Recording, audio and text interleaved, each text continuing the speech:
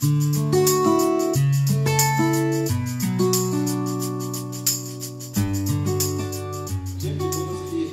a mão para o nosso pastor aqui, que é com grande alegria no coração e satisfação que o Senhor me permite estar ao lado desse homem, esse grande homem de Deus, que muito tem feito e creio que ele vai continuar fazendo em nosso meio.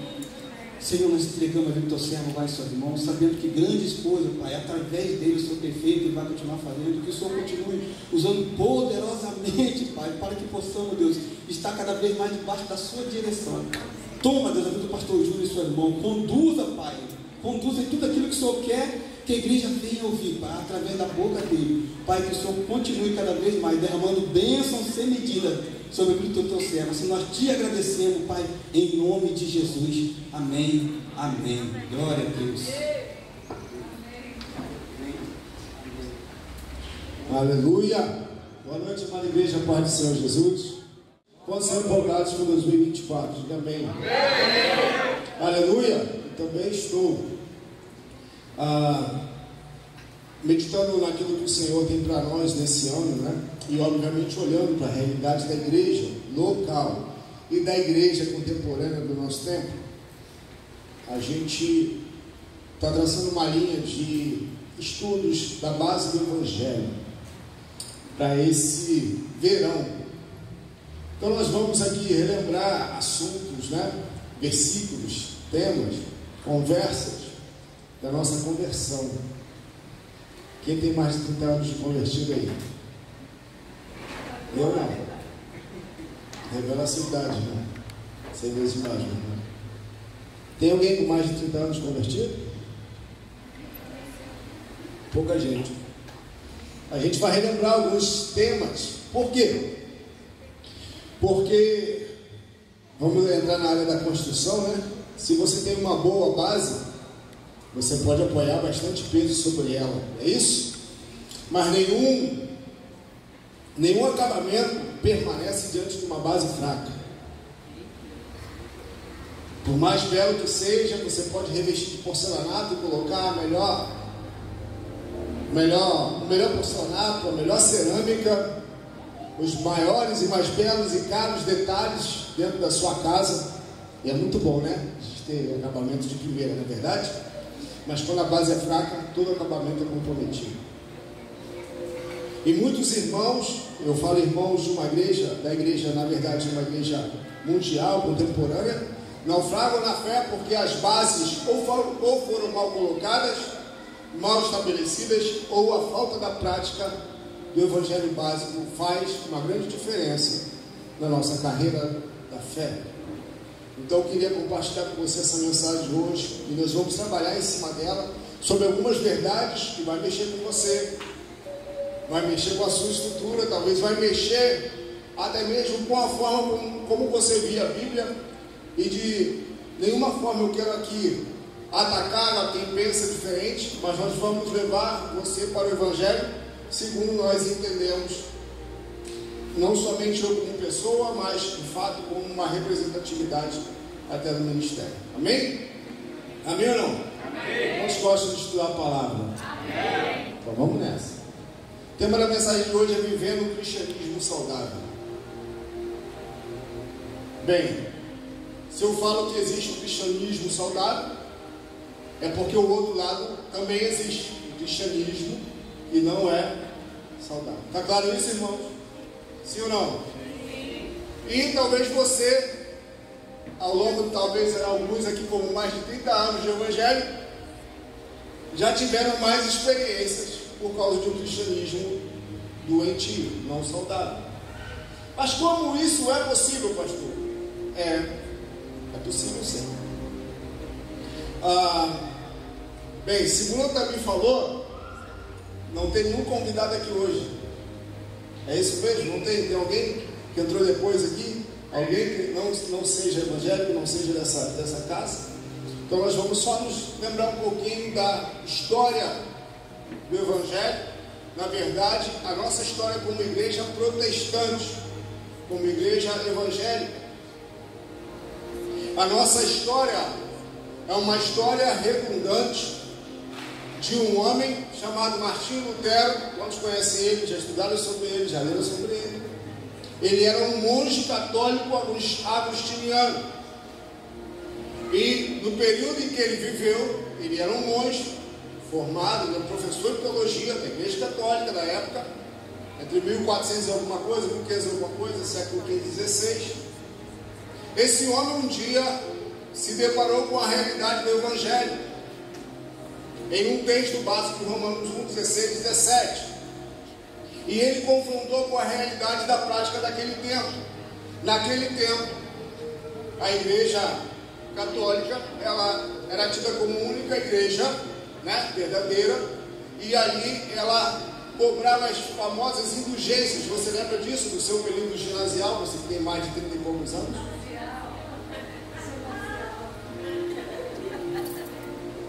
Hoje é ensino fundamental, né, e ensino médio. Naquela época era ginásio, antiga quinta a oitava série. E ali as indulgências eram o quê? Era a salvação podendo ser comprada por valor financeiro. Era uma parte da história que eu detestava, só fui gostar depois que eu me converti. Então ele, se deparando com isso, ele percebeu que na Bíblia, na Escritura Sagrada, falava outra coisa acerca da salvação. Por favor, bota aí Romanos 1, versículo 16 e 17. É a base da contestação de Martinho Lutero. Porque não me envergonho do Evangelho de Cristo, pois é o poder de Deus para a salvação de todo aquele que e não que paga. Primeiro do judeu e também do grego. Segue. Porque nele se descobre a justiça de Deus de fé em fé, como está escrito: mas o justo viverá da fé. Em algumas versões, não tira não, esse mas o justo viverá da fé, ou o meu justo viverá pela fé, está entre aspas.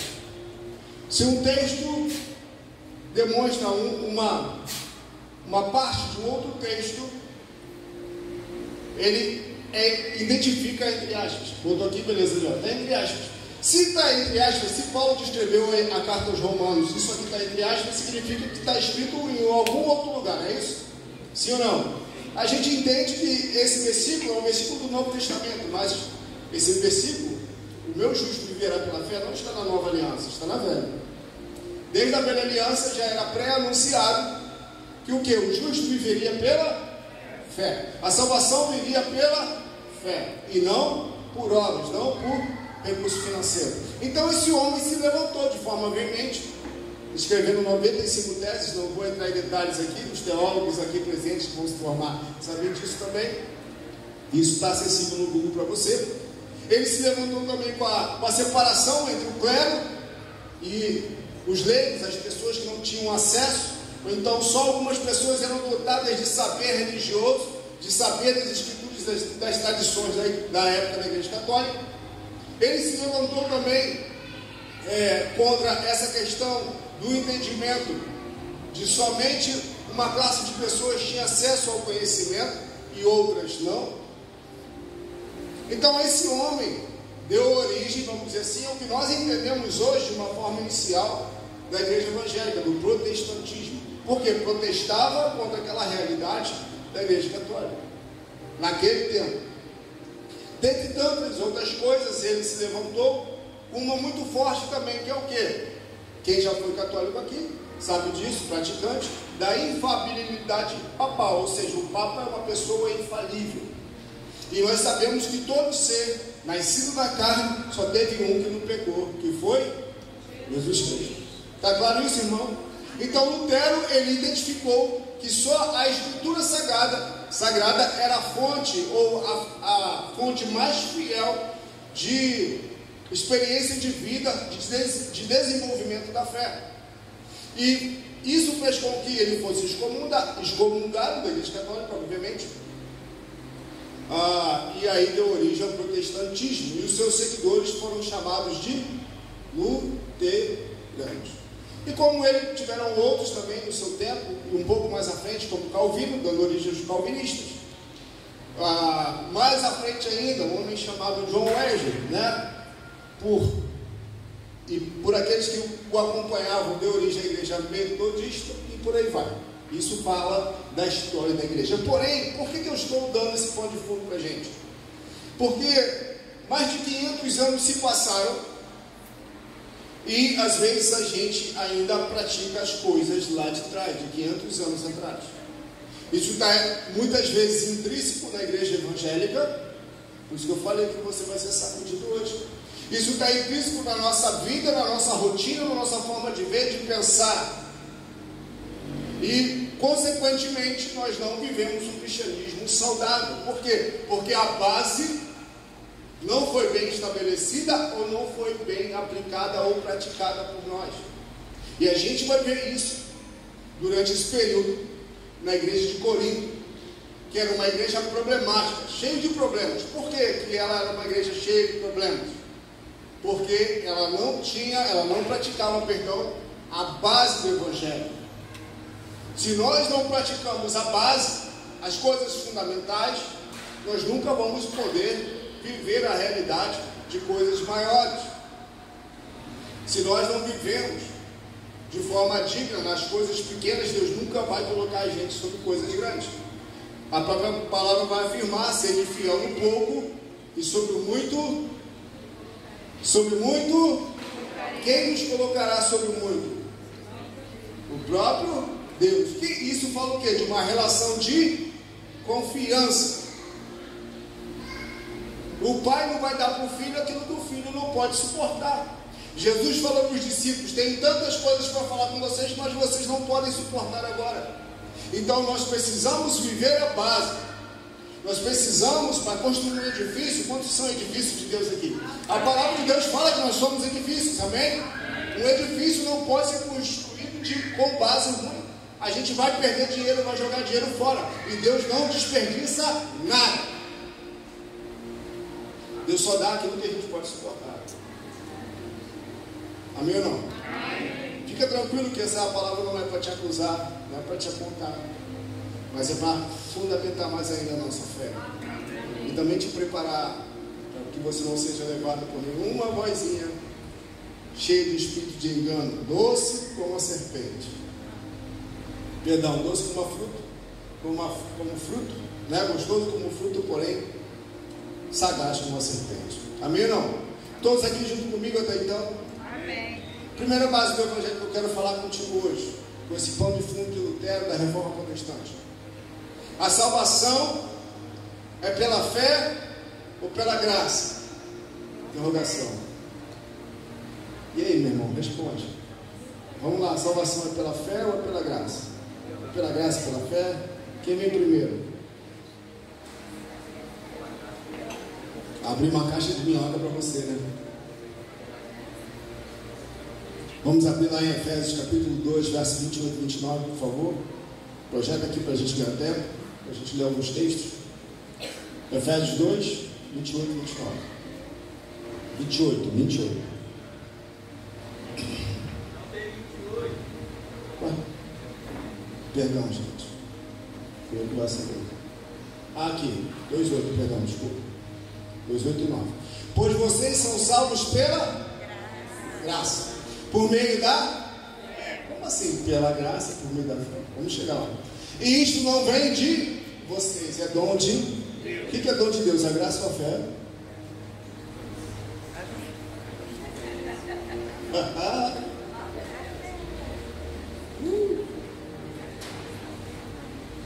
O que é graça? Por isso que eu falei, a gente vai lembrar de coisas lá de trás. O que é graça? Graça é o dom gratuito de Deus, é uma dádiva divina, amém? Amém ou não? Amém porque eu estou falando? Amém porque é isso. É o que eu acabei de ler. Isso não vem de vós, é dom de Deus. A graça é dom de Deus. Por que pela graça? O que é a graça? A graça, na verdade, é a decisão de Deus de conceder a nós a salvação por meio de Cristo Jesus, sem nenhuma obra humana. Ou seja, é dom de Deus, é gratuidade de Deus. Nós somos salvos por meio da graça. Deus decidiu enviar o seu Filho para que morresse em nosso lugar. Amém, queridos? Amém. E nada do que o homem possa fazer muda o amor de Deus por nós e muda o projeto de redenção dele por nós. Nada do que você faça, do que eu faço, vai fazer Deus nos amar mais. Está me entendendo aqui? Isso é uma base do Evangelho. Porque muitos não se sentem amados. Porque muitas das vezes na igreja acham que Deus privilegia uns e não eles. Por quê? Porque não tem consciência e revelação de que o amor de Deus é igual por todos nós. Você acredita nisso? Vai parar de reclamar que Deus não te ama? Deus precisa fazer alguma coisa para revelar seu amor por nós? Sim ou não?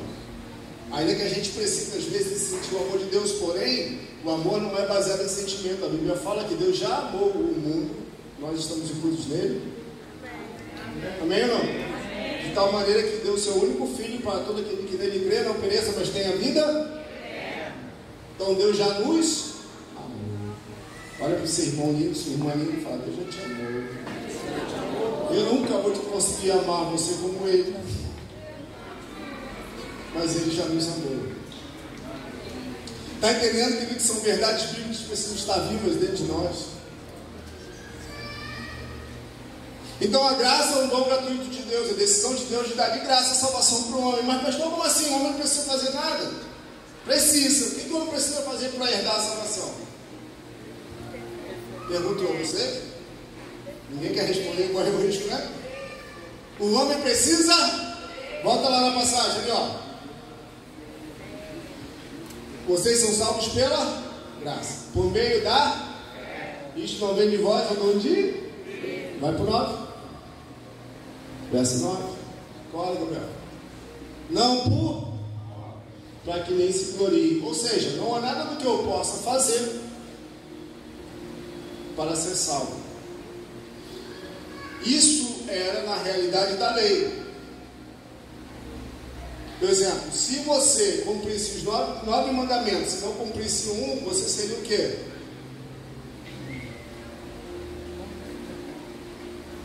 Mas ensina o seu irmão. Graças a Deus por Jesus. Amém ou não? Amém. Que a justificação do homem não iria mais ser necessária pelas obras, mas pela fé. Então a salvação, ela se herda, ela se recebe pela. Qual é o exemplo mais nítido disso?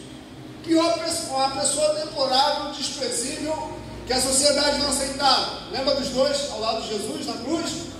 Lembrou agora? Ele falou assim: Jesus,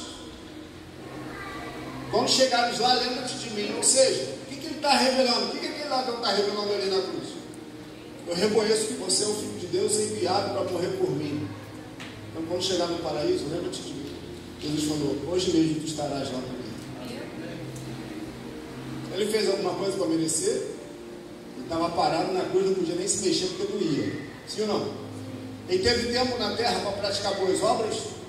Ele teve tempo para ser batizado? Ainda que o batismo seja uma ordenança? Não. Ele não fez? Você pode repetir, ele não fez? Qual a única coisa que ele precisou fazer, não? No sentido de movimento. Ele precisou, em seu coração, crer que Jesus veio em carne, morreu, estava morrendo ali por ele, que um dia ressuscitaria, e no dia do Senhor, o tornaria salvo de forma plena e completa. Você pode aplaudir Jesus por isso? Meu Deus! Então a fé é o caminho pelo qual eu herdo, eu creio, eu recebo, eu tomo posse da salvação. E não somente da salvação, porque a salvação não é o fim, ela é o meio. É por meio da fé na obra de Jesus na cruz de forma plena. Acabei de citar aqui o amor. Como que eu creio? Como que eu vivo uma vida preenchida em minhas emoções, curada apesar das feridas do mundo, da ausência de amor, seja de um pai, de uma mãe, porque ainda que pai e mãe me abandone, Deus, né, a Bíblia fala que Deus me acolheria. Eu tenho a certeza, eu tenho fé que Jesus morreu na cruz por mim. E eu tomo posse desse amor, como um amor que me preenche de forma total e plenamente. Mas como que isso é possível? Lendo as Escrituras eu vou ver, eu vou perceber que Deus me amou. E aquilo que Ele fez é suficiente para mim. Mas pastor, é fácil isso? Não, não é. Porque a Bíblia fala o tempo todo, principalmente no Novo Testamento, que nós precisamos tomar posse. Nos despir de um velho homem, corrompido segundo as suas paixões, e nos vestir de um novo homem, que é aquele que nasceu à imagem e semelhança de Cristo. Ou seja, o meu homem ou a minha alma, que foi ferida, machucada ao longo da vida, a partir do momento que eu conheço Jesus, existe um novo homem nascido, uma nova mulher em Cristo Jesus. E a palavra me garante que para esse novo homem Jesus morreu, e ele pode ser totalmente preenchido no amor. Eu não preciso viver carente de amor, e nem levado por qualquer voz que queira me conduzir por um caminho que me torne carente de qualquer coisa parecida, porque Deus é suficiente na minha vida. Então falamos sobre graça, falamos sobre fé. E a fé é um exercício. A Bíblia vai falar que a fé vem pelo ouvir. Romanos, capítulo 10, se não me falha de memória. E ouvir a palavra de Deus. Porque com o coração se crê para a justiça, com a boca se confessa a respeito da salvação. Eu preciso ter a palavra no meu coração e nos meus lábios. Por quê? Porque eu vou me deparar com situações contrárias que vão me levar para longe desse caminho, dessa realidade, dessa plenitude em Cristo Jesus. Mas pela fé eu posso tomar posse dessa vida eterna. A mesma fé que me fez crer em Jesus é a mesma fé que vai me tornar valente, corajoso, destemido. Ontem a gente estava lá no casamento da Ana Luísa. Ainda não, cadê a Ana? Se assustaram por quê? Pastor também falha, gente. Ana Luísa, aniversário de 15 anos. E aqui, para você, nesse ambiente aqui, eu fico nervoso, mas nem tanto. Mas lá, né, meus familiares, minha família, alguns irmãos estavam lá, viram que eu suei muito para falar 2 minutos, 3 minutos. E aqui eu falo 40, 50, 1 hora, até vocês se cansarem de mim. E não fico jorrando bicas aqui de água de suor. Então essa fé é que me faz segurar no microfone e poder romper minha timidez e poder falar contigo. Essa fé que eu creio que o Espírito Santo está em mim. Amém. E assim como ele está em você também, para você fazer aquilo que você nunca imaginou que pudesse fazer. Essa fé que me faz me vestir de um novo jugo, que não está baseado em título ou função, mas crendo de fato de que essa fé opera em mim por meio do Espírito para me tornar aquilo que Deus me chamou para ser. Ainda que eu não tenha alcançado ainda, mas prossigo para esse alvo. Em nome de Jesus, amém? Amém. Então falamos sobre graça, sobre fé. Vamos falar sobre outra base do Evangelho? Uma outra base do Evangelho, um fundamento, é de que essa salvação proposta em Jesus Cristo para nós, ela não é exclusiva de algumas pessoas, ela não é predestinada para algumas pessoas. A salvação é para todos aqueles que creem. Texto bíblico, João, capítulo 1, verso 12. Ele veio para o que era seu, mas os seus não o receberam. Mas todos quantos o recebeu, deu-lhes o poder de serem feitos filhos de Deus. Quantos filhos de Deus nós temos aqui? Então a salvação não é predestinada. Ainda que alguns irmãos nossos creem que assim seja. Eu acredito em predestinação? Sim. Tem alguns homens na Bíblia que Deus falou o nome deles antes mesmo deles nascerem.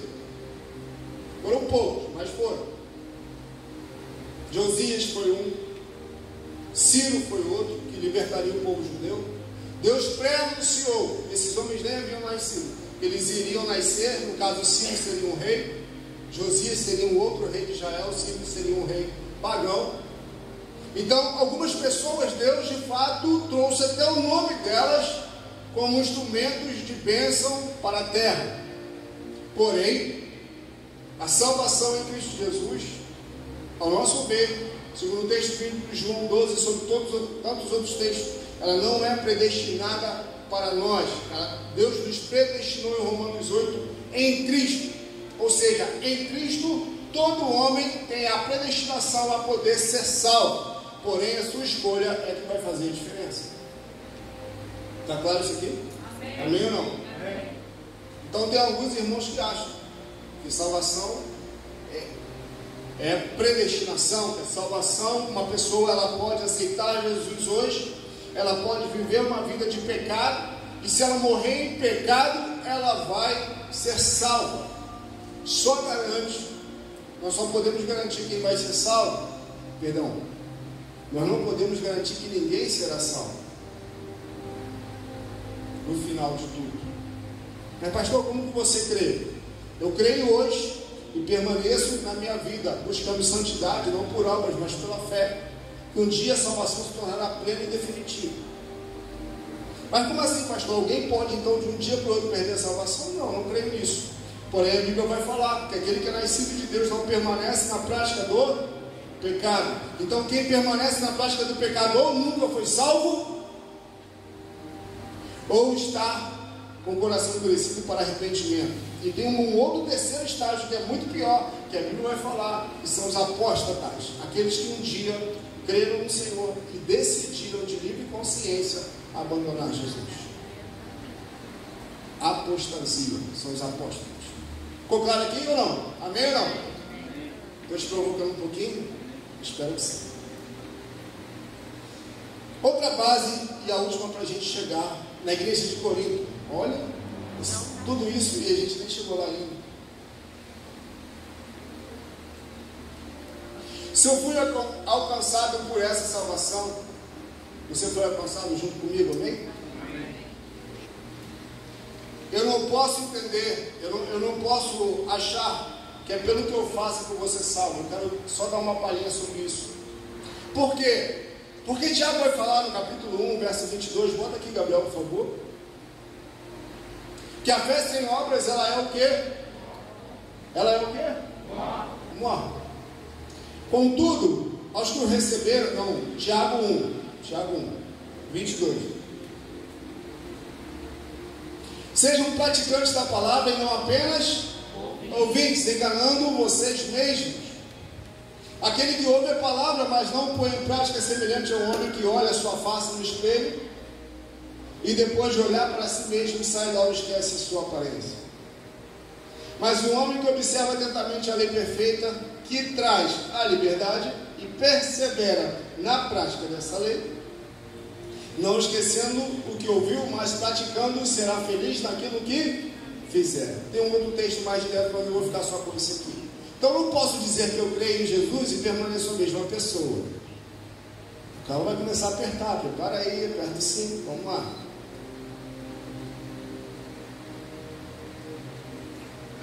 Eu não posso permanecer da mesma pessoa, por que não? Está claro isso? Ele está falando, não ser somente ouvinte, mas praticante. Então eu preciso praticar aquilo que eu ouço. Eu vi a palavra, eu crio no Senhor, eu crio, ok. Isso acontece o quê? Num cartório que diz que eu sou crente em Cristo Jesus? Tem algum documento que comprove que você é salvo? Tem algum documento que prove que você é cristão? A gente nem carteirinha dá na igreja, porque carteirinha não leva ninguém para o céu, nem diploma de recepção de membro. Então o que atesta que você é o que diz ser? Versículo bíblico, passagem bíblica, você lembra? E o Espírito testifica ao nosso que somos o quê? Filhos de Deus. Você tem essa convicção dentro de você. Se alguém chegar para falar e falar, você é filho do diabo, Marcelo, mediante a revelação de Jesus Cristo, ainda que um pastor, um papa, um bispo, um apóstolo fale isso para ela, em Cristo, ela pode repreender e ela pode contrapor o argumento. Por quê? Nenhum homem pode atestar o que eu sou, somente a palavra de Deus. E o Senhor Jesus, naquele grande dia, vai testificar quem é filho de Deus e quem não é. Isso é sério, isso é muito sério, porque quando a gente conhece a palavra, a gente vive o cristianismo saudável. Ninguém precisa, vou usar a palavra, mas não precisamos depender de que homens atestem a nossa fé, a nossa conduta. Isso é bom, isso faz parte, mas não dependemos disso para seguir caminhando em frente. A gente vai entrar nesse assunto mais para frente. Então, Tiago vai falar que eu preciso praticar, eu preciso viver aquilo que ouço. A obra, ela não salva, mas ela testifica acerca da minha fé. Então, se eu crio, eu preciso o quê? Viver. E lá no século XV, XVI, a gente vai ver o quê? Alguns eram detentores da salvação e poderiam determinar a salvação ou juízo das pessoas por meio de um pagamento financeiro. E se a gente for olhar bem hoje, há uma série de juízes que estão aí colocando e atestando quem é salvo e quem não é. O juízo perfeito só pertence a Jesus Cristo. Não estou aqui de forma alguma passando a mão para o pecado não, tá bom? Porque lá em Apocalipse, no último capítulo, vai falar que tipo de pessoa não entrará no céu. Já que você é um cristão curioso, leia.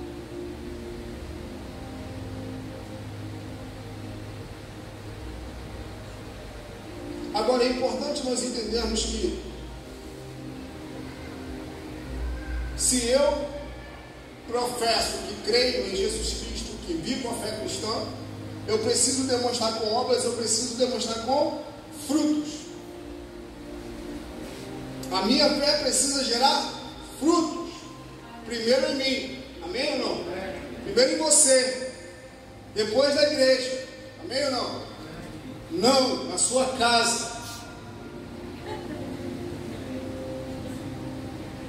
Na sua casa. Você na minha? Na minha?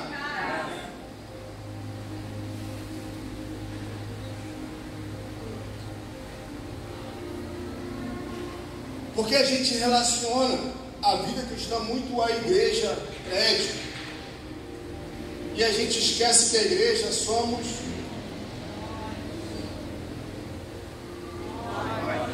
Só você, irmão, igreja. Não, pastor, ele é só membro. Ok, nós, então eu e você e você. Dois representam a igreja. Nossa casa é o berço e o espelho da nossa transformação. Ai de mim. Ai de mim. Se não começasse em casa, não teria como chegar aqui e pregar para você de forma alguma. Eu aqui não sou perfeito não, muito longe disso. Mas nós temos que ter esse compromisso dentro de casa. Já que minha esposa deu a deixa, né? Pais, se vocês são sacerdotes, assim como suas esposas, ajudou a fazer, ajuda a criar, ajuda a educar, participa. Talvez lá pelo terceiro domingo, nós estamos no segundo domingo de janeiro, no próximo, daqui a 2 domingos a gente vai falar um pouco sobre isso. Os pais vão vir, amém ou não? Amém. Amém ou não? Amém. Homem e mulher, sacerdote do Altíssimo. Por que isso, querido?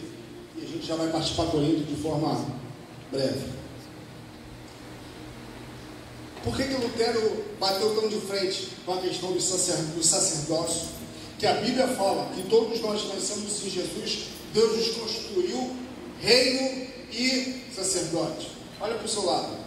Aí tem um sacerdote, uma sacerdotisa do Senhor.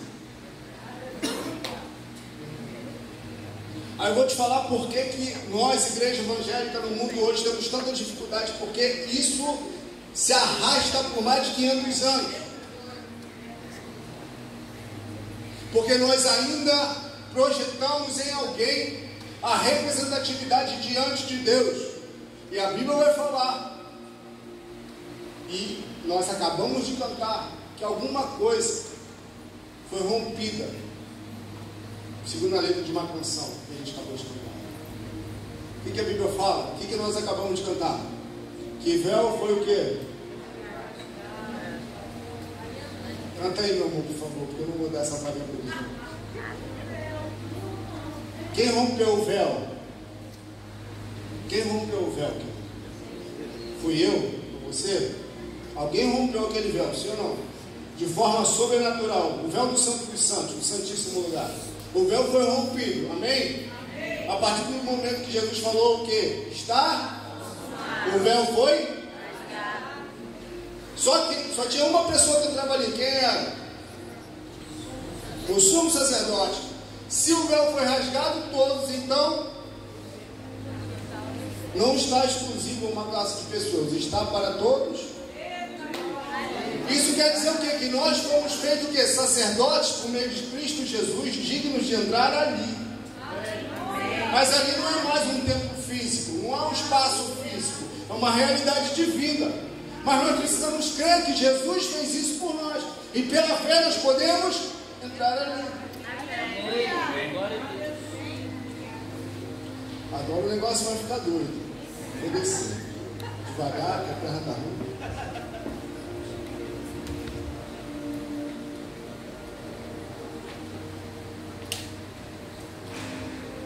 Se todos nós somos sacerdotes, a Bíblia vai falar, Paulo vai falar em Corinto, que todos nós somos santuários de Deus, templos do Espírito Santo, amém? Ou não? Levanta aqui. Peguei ela de exemplo. Olha para lá, dá esse sorriso bonito para a igreja.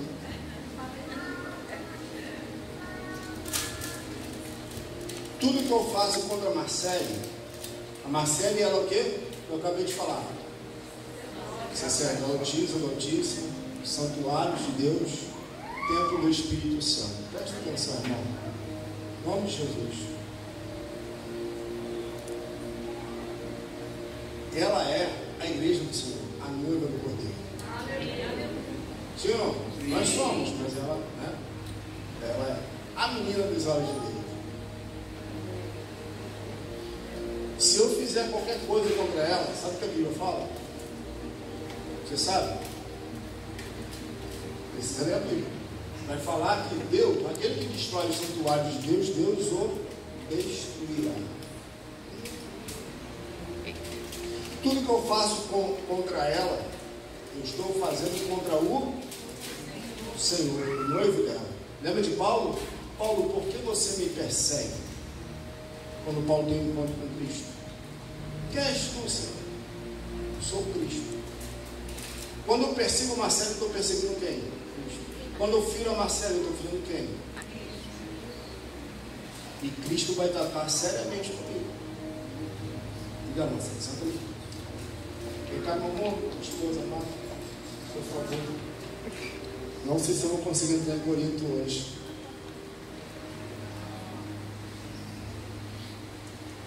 Quem é ela? Ah, minha esposa. Não, vamos olhar para a Bíblia. Quem é ela? Homens, mulheres, fiquem ligados. Ela é o quê? Repete. Sacerdotisa de quem? De se eu a trato mal,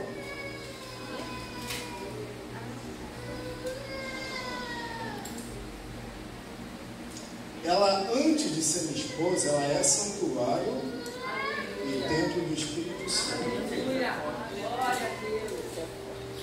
Está entendendo, irmãos? Está entendendo, irmãs? Como o negócio é sério? Se eu faço com que ela sofra, se eu a filho, se eu a machuco,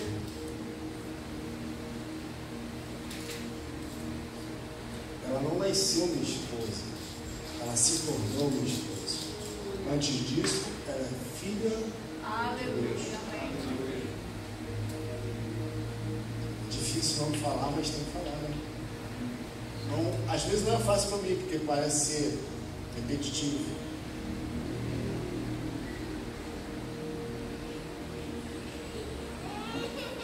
Eu preciso entender que quem está do meu lado, tanto ela quanto vocês, isso aqui renderia muitas pregações, eu estou tratando da noiva do Cordeiro. E se nós tivéssemos entendido isso, ou se entendêssemos isso no nosso dia a dia, a gente trataria de forma bem diferente uns aos outros.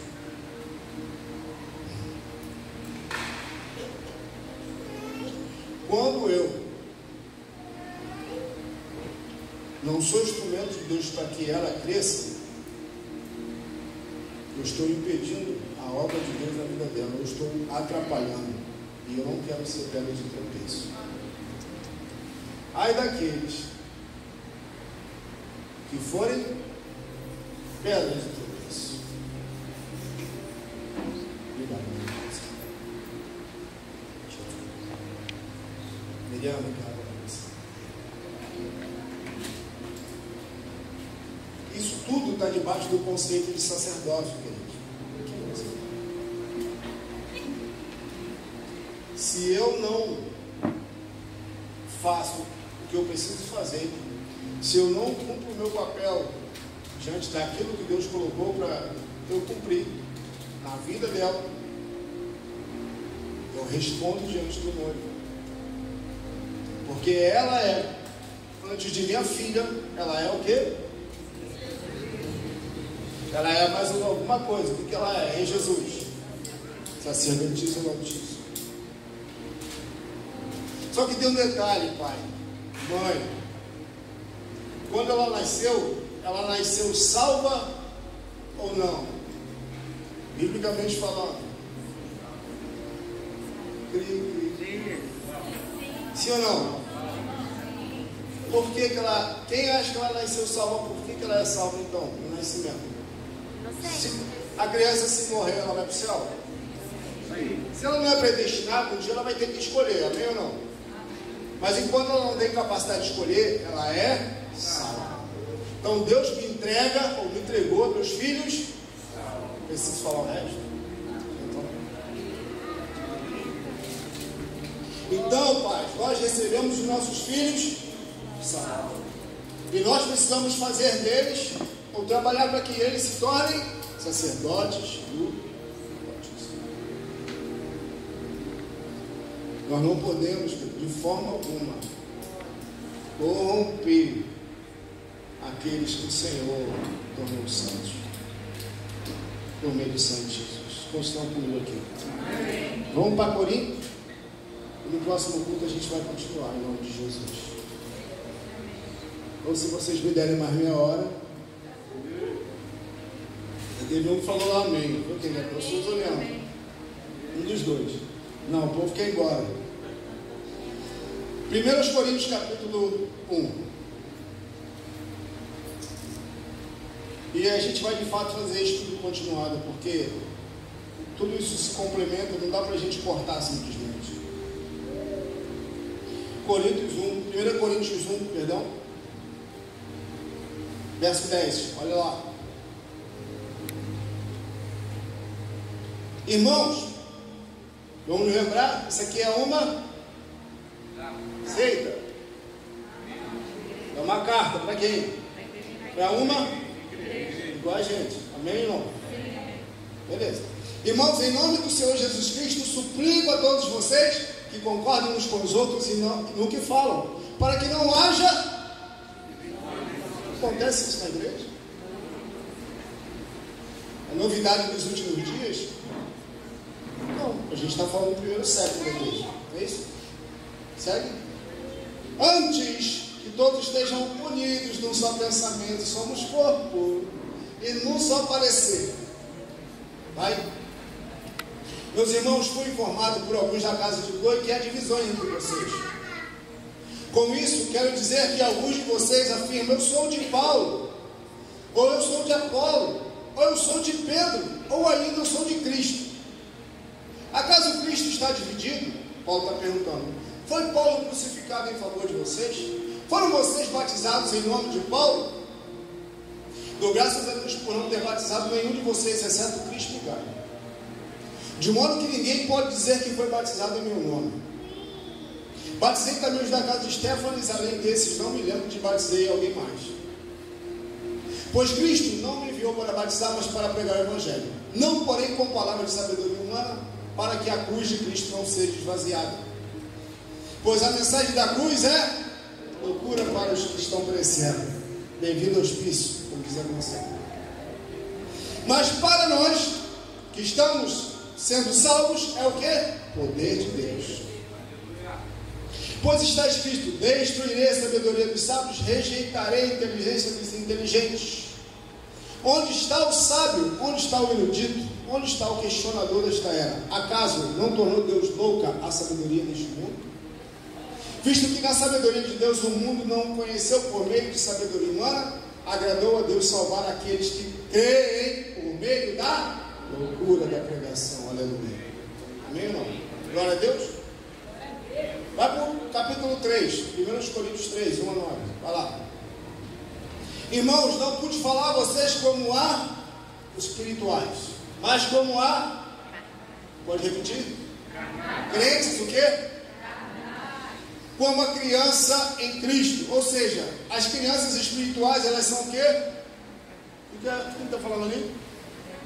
Quem é carnal é o quê? Criança. Maturo, criança. A Bíblia que está falando, não sou eu não. Dei a vocês o quê? Leite.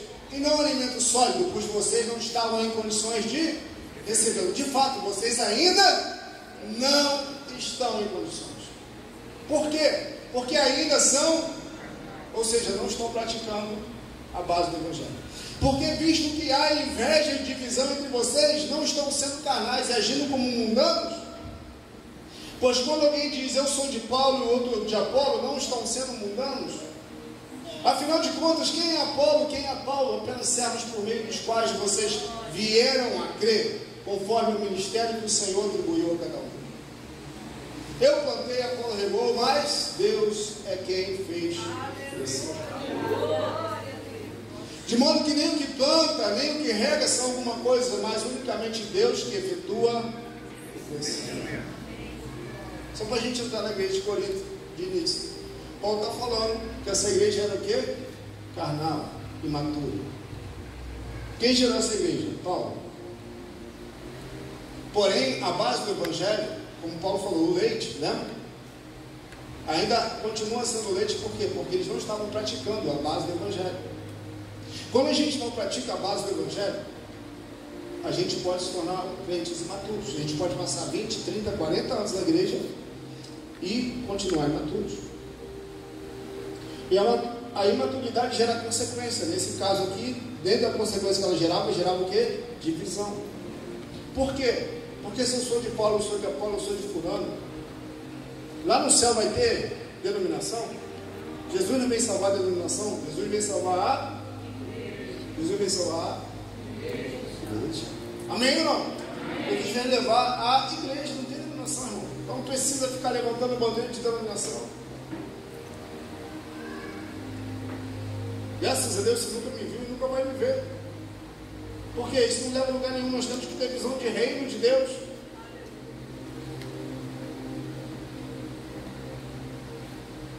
Como nós já falamos aqui, nós não estamos aqui para limitar você naquilo que Deus quer que você sirva. Mas se for necessário você para ir para um outro lugar, presta bem atenção, não distorça o que eu vou falar. Seja maduro para receber e prestar atenção. Se Deus quiser que você vá para um outro lugar, servir a Ele, uma outra denominação, meu irmão, a gente não vai te impedir. Porque simplesmente estamos em famílias diferentes para servirmos ao mesmo Deus. Amém. Nós não estamos batalhando para que a nossa igreja cresça, mas para que o reino de Deus cresça. Amém. Enquanto a gente está brigando por aí, talvez nós já brigamos. Isso é o que? Maturidade. Tanta gente perdendo tempo em televisão e internet para falar mal, para bater, para competir, para brigar por ovelha. Meu irmão, não vou pescar no aquário dos outros. Não preciso disso. Nós não precisamos falar disso. Que tal igreja é melhor, tal igreja é pior. Comparação tem destruído tanta gente. Nós precisamos ter convicção daquilo que Deus tem feito em nós, de que nós temos feito em Deus. Amém. Não somos melhores que ninguém, não somos mais capazes que ninguém, mas precisamos ter a nossa identidade, claro. E esses crentes estavam brigando, degradando, porque eu sou de fulano, eu sou de ciclano. Cristo é o único nome. Atos 4, capítulo 12, vai falar, deixa eu ver se a minha memória não me engana. Atos capítulo 4, verso 12, fala: nenhum outro nome há, pois nenhum outro nome há debaixo do céu pelo qual importa que nós sejamos salvos. Não existe outro nome. Se nós entendermos isso, que não existe outro nome, a gente vai perder tempo com divisão, briga. Tinha tempo na igreja que a gente brincava, mas não, na verdade, prepara aí agora. Aí a gente fica, eu sou discipulado por fulano de tal, era status, porque você era discipulado. Podia estar com a vida toda torta, mas era status. Eu sou discipulado pelo pastor. Grande coisa. Salomão mesmo falou que deu testemunho aqui que ele era discipulado por mim. Isso é porque ele falou. Vamos ouvir o testemunho dele aqui. Eu era discipulado do pastor, mas de uma hora para outra decidi ir para outra igreja, abandonar tudo. Acho que nem um mês depois ele estava de volta, não é só. Estava ali pertinho de mim. Besteira é isso, gente. Besteira que eu falo não com você. Despreze a oportunidade de quem está ao seu lado. Está me entendendo? Amém ou não? Amém. Porém, por que essa competição besta? Isso é besteira. Se a gente não vive a realidade da base do Evangelho, vai gerar problema lá na frente. Essa igreja era problemática. Por quê? Porque não vivia o leite. E se a gente não vive esse leite, irmão, a nossa vida se torna uma vida cristã doente. Por que muitos cristãos às vezes querem trabalhar, chegam na igreja, segura essa aí, chega na igreja, trabalha pra caramba, por quê? Porque quer ser aceito. Mas em Jesus nada do que eu faça vai fazer ele me amar mais. Ainda que isso possa atrair meus olhos e olhos de outros líderes, e olhos de outras pessoas para você trabalhar, e você ser valorizada por aquilo que você faz, não por aquilo que você é. Isso não vai mudar o fato de Jesus já te amou, Jesus já fez o que precisava.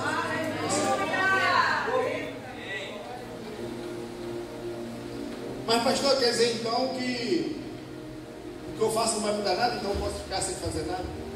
Claro que não, gente. Se eu criar, meus homens precisam acompanhar.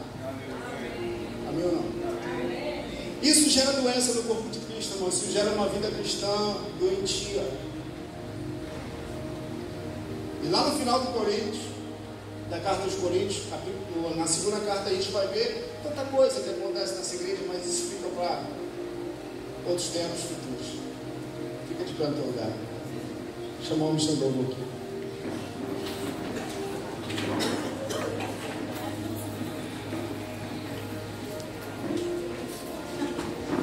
Talvez você se identificou com algo que eu falei. Não é possível que você esteja aqui hoje. A gente brinca, mas é sério pra caramba, né? Eu já fui crente doente. Já careci do afago, de elogio das pessoas. Eu já fui assim.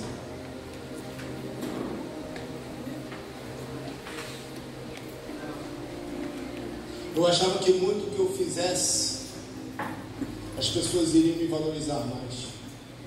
Às vezes era refém do elogio das pessoas, E te falando de forma muito sincera, como sempre procuro ser, às vezes essa mosca às vezes tenta me picar. Eu preciso buscar em Deus um nível de equilíbrio para que esse tipo de elogio ou crítica não pare ou não me desvirtue daquilo que Deus tem me chamado a fazer. É óbvio que eu, como líder, eu sou passivo tanto de elogio como de crítica. Mas nem sempre a opinião da maioria é a opinião de Deus. E eu quero realmente te encorajar. Se você se identificou, vou pedir que você feche seus olhos para que o teu nível de concentração seja maior. Se você se identificou de alguma forma, hoje eu não vou te chamar aqui na frente.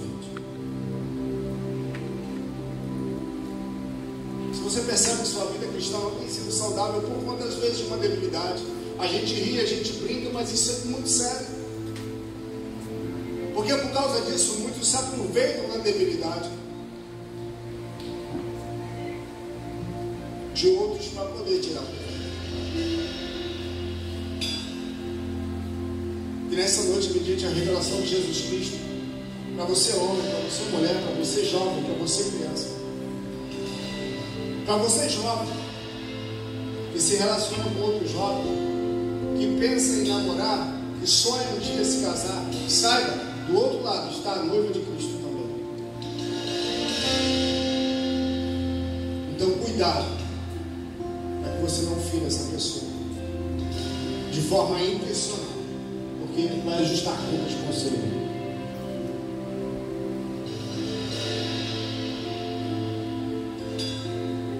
O Senhor quer suprir toda a sua carência.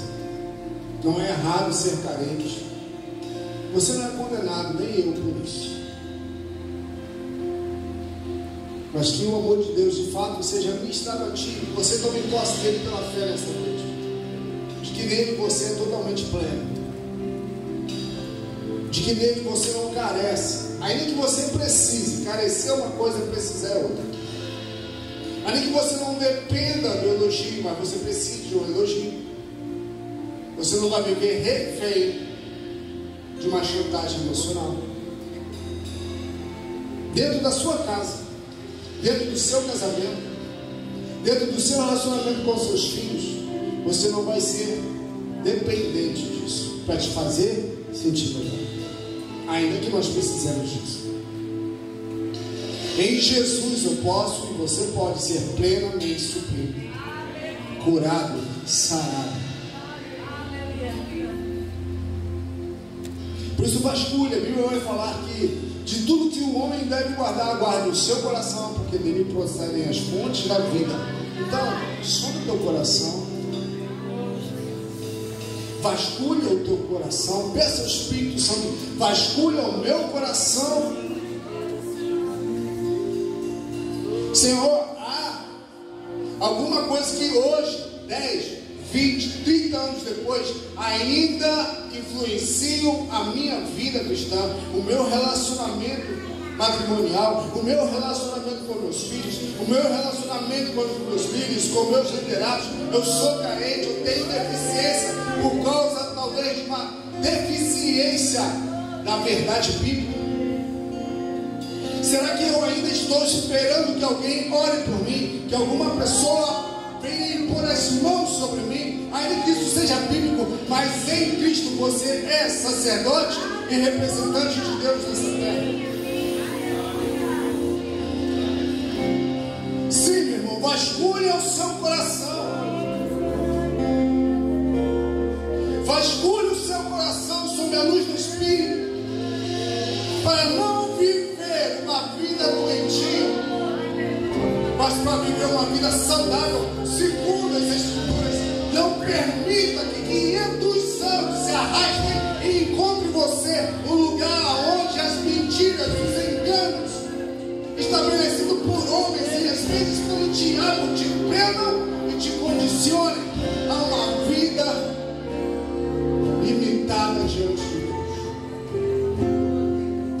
E isso fala de desapegar, de correntes que serão quebradas, de uma vez por todas para você viver a realidade do que Deus projetou para você. Porque Cristo naquela cruz, como falou, está consumado. No plano eterno de Deus, Ele já nos viu. E Pedro falou no dia de Pentecostes, essa promessa é para vocês, para os seus filhos, para os seus netos e para todos aqueles a quando Deus chamar. A promessa do Espírito Santo, do fogo do Espírito Santo, do enchimento do Espírito Santo é preparada e foi preparada e liberada para todos a quantos Deus chamar. Não há mais limitação, não há homem que vai determinar o que vai acontecer comigo. O véu se rompeu.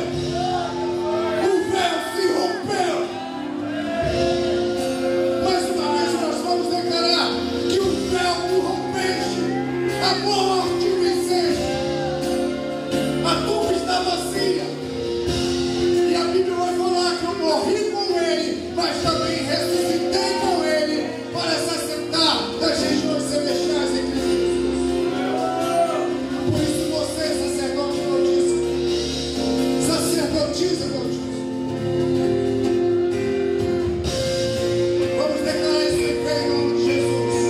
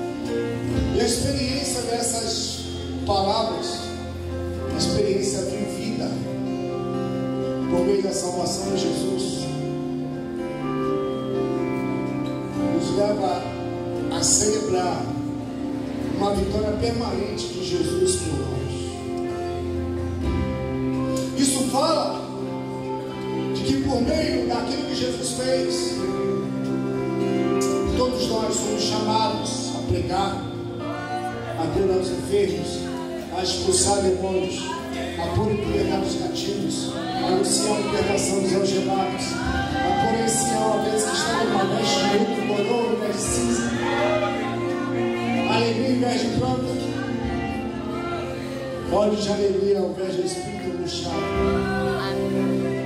Então, meu irmão, não sei o que isso representa para você, mas eu creio que isso é uma condição permanente. Essa canção vai esfregar na cara de Satanás que hoje nós somos livres. E hoje, apesar do nosso passado, nós podemos celebrar a vitória de Jesus na cruz do Calvário. E não precisamos mais andar cabisbaixos, mas permanecer em pé diante das circunstâncias, crendo que o Senhor dos Senhores, aquele que era morto, mas reviveu, e um dia voltará para nos buscar, nos faz mais que vencedores.